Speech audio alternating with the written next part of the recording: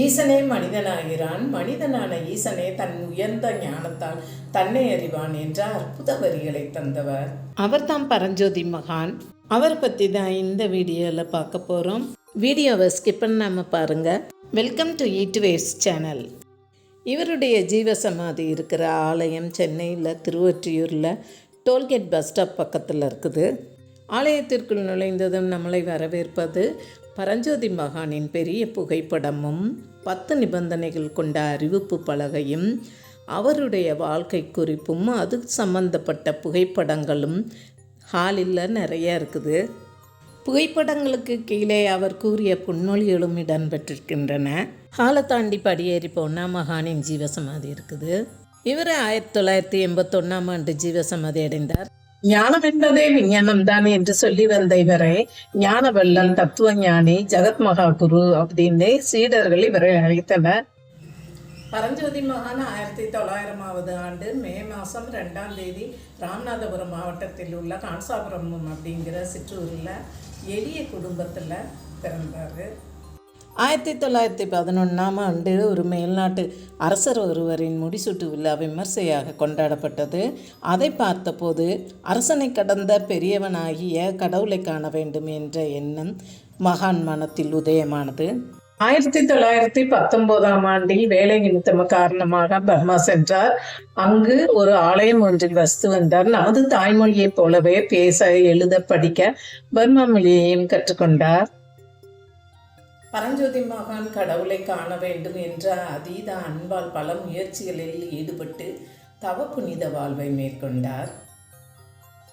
இவர் ஆலயத்தில் வழிபாடு செய்வதில் ஊக்கம் இருப்பதை கண்ட ஒரு பெரியவர் பரஞ்சோதி மகானின் 38வது வயதில் உபதேசம் நல்கி குருபிரான் 21 ஆண்டுகள் உருகியதன் பயனாக தேடிய பொருளை அடையும் பாக்கியம் கிடைத்தது. அந்த விவேகத்தின் விளைவாக பரஞ்சோதி என்ற தன்னிலையாகிய பேரின்பத்தை அடைந்தார்.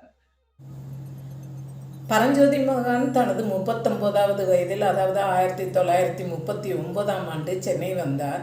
அவர் இந்தியா மட்டுமல்ல, உலக நாடுகள் அனைத்திலும் அமைதி மற்றும் தியான மையங்கள் ஏற்படுத்தினார். குண்டலினி யோகத்தின் விரிவுரையாளராகி அதில் தனித்துவமான முறைகளை உருவாக்கினார். மக்களிடையே பல பொன்மொழிகளை கூறி அவர் பிரபலம் அடைந்தார். பெற்றவளோ பாலூட்டியவளோ வளர்த்தவளோ தாய் அல்ல, அறிவை யார் அவர்களுக்கு அறிய வைக்கிறார்களோ அவரே தாய் என்று கூறினார். புகழை நம்பி அறிவை அடிமைப்படுத்தாதீர்கள், அதனால் துன்பம் விளையும் என்று கூறினார். ஒவ்வொரு மனிதனின் எண்ணம், சொல், செயல் இவைகள் சீராக இருக்க வேண்டும் என்று விளக்கினார். பரஞ்சோதி மகான் குருபீடம் ஏறியதும் நாம் கடவுள் என்ற தத்துவ நீதி நூலை மக்களுக்கு வழங்கினார்.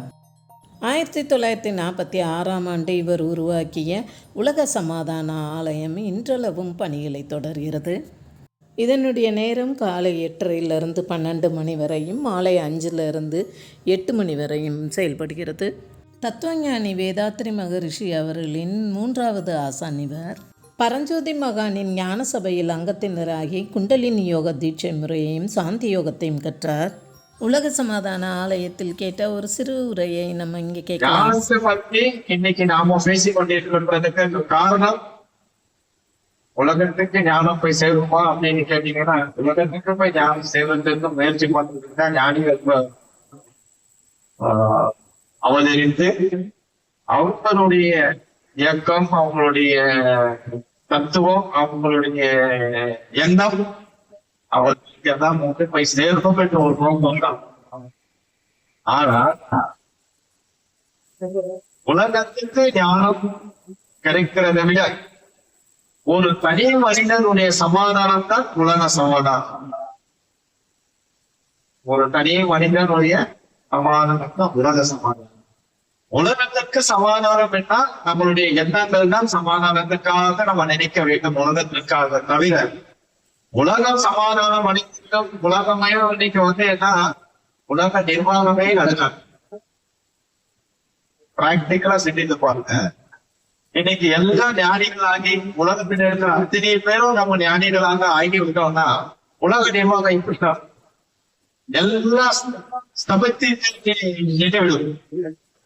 இந்த வீடியோ பிடிச்சதுன்னா லைக், கமெண்ட், ஷேர் பண்ணிடுங்க. மறக்காம சப்ஸ்கிரைப் பண்ணிடுங்க. தேங்க்ஸ் ஃபார் வாட்சிங்.